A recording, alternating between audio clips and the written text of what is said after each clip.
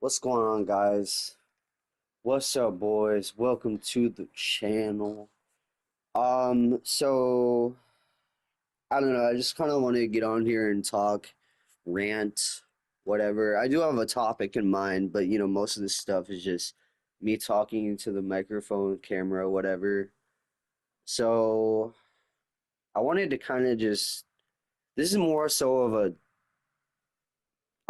me just talking to myself. I mean, that's obviously what it is, but I also want to hear your guys' input as well because it's important, I think, to get um I guess confirmation on some of this stuff. It's important. Anyway, so something very um good has happened to me recently. And I say good because it's making me happier. I had an ego death recently, and that's like something that I never thought I'd ever experience. I've heard people talk about death before, but never actually experienced it myself, so I don't know what it's like. And it's funny too because most of the time when I've heard other people talk about having an ego death, it's always on some kind of drug. Like I think one time someone said they had an ego death while they were tripping on DMT. So it's always something like that, something where it feels otherworldly. And I can tell you from experience, yeah, it definitely does feel otherworldly. And mine specifically was I saw Jesus for the first time. And then that was my ego death.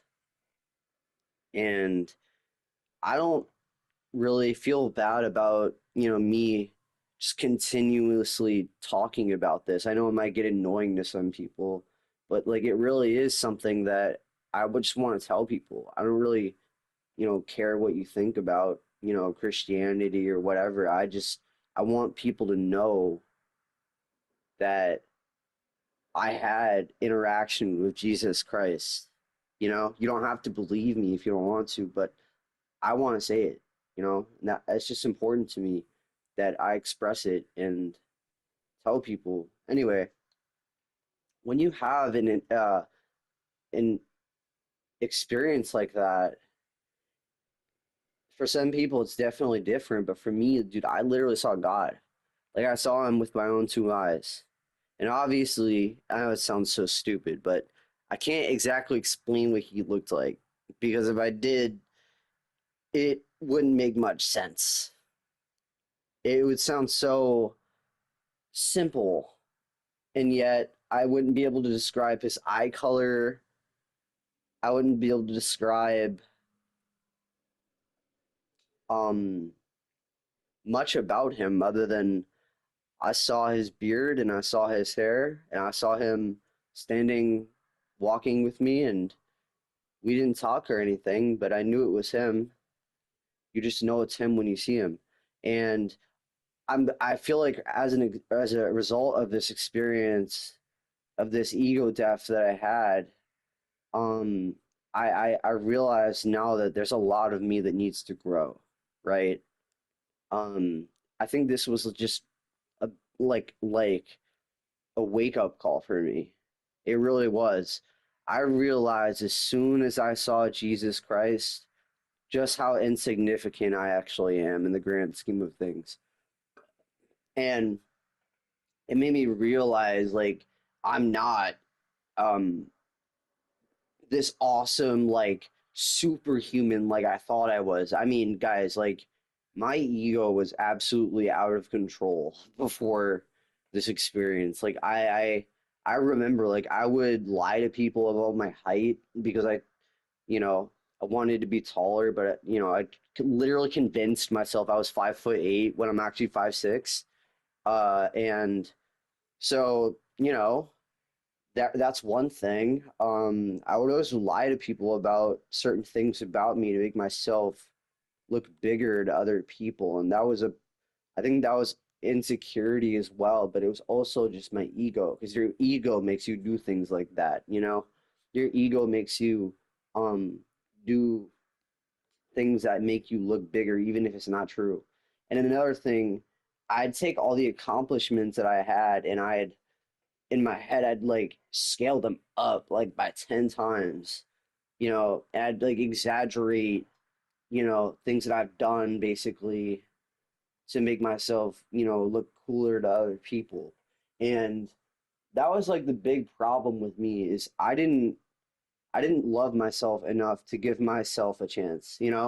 I was always trying to look good in the eyes of other people, and I know that's not right. I know now that that's no way for a man to live. First, you need to love yourself before you can love others. And I never fucking understood that growing up, ever. I never understood it because to me, getting love from other people was the most important thing to me. It was so important that I never even gave myself a chance to really have this conversation that I'm having right now with myself. This is like a big step for me. And it's really made me think after I experienced this, who do I want to be? It took me 6 minutes to get here, but this is the topic of the video. Who do I want to be? And this is just me kind of monologuing to myself. First of all, I want to be comfortable with who I am, and not just comfortable, like I literally want to love myself.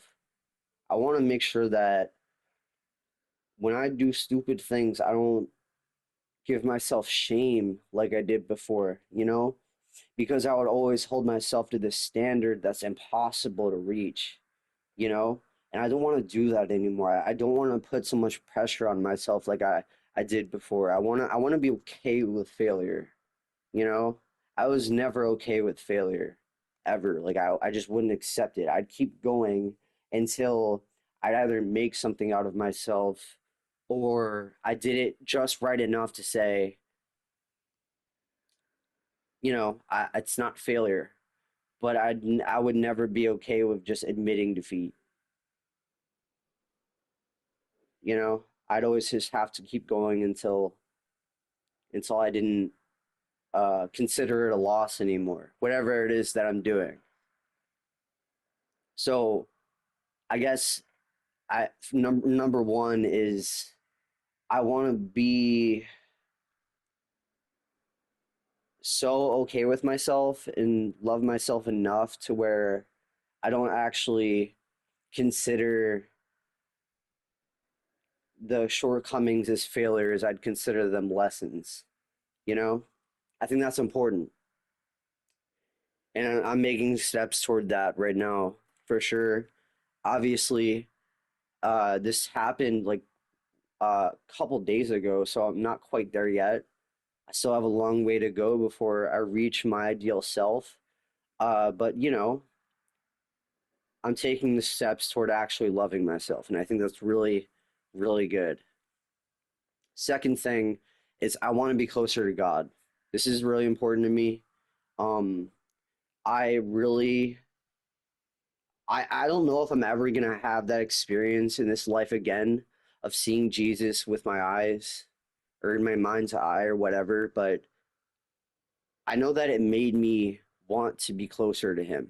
Like, dude, I'm reading the Bible every day now, at least for like 5 minutes. And that's really all I need.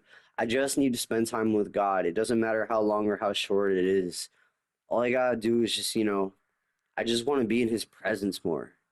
And that doesn't mean seeing him with my own eyes. It means listening to the words that he says, reading the words that he says, and trying to understand him more is a big part of me growing with God.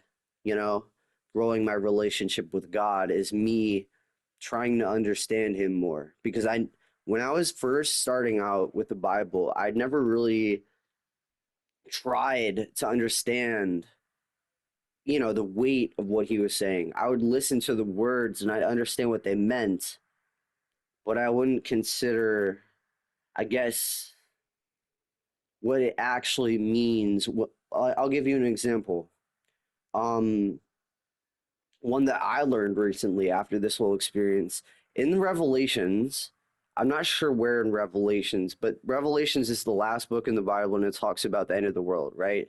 It says in Revelations, in God's throne, there are angels, I think cherubs, I believe they call them, and they say, for eternity, they don't stop, and they say, Holy, holy, God is almighty. I'm paraphrasing a bit, but basically they just sing his praises forever, nonstop, eternity, day, night, every minute, every hour, every day, every month, and they don't stop. They keep going for eternity. And eternity is such a big word that people like to throw around so loosely sometimes, but nobody actually understands what eternity means. I don't understand what it means. It's that big of a word, you know? But I feel like when people say eternity, they don't actually really think about what that means long term. I mean, like, what it means.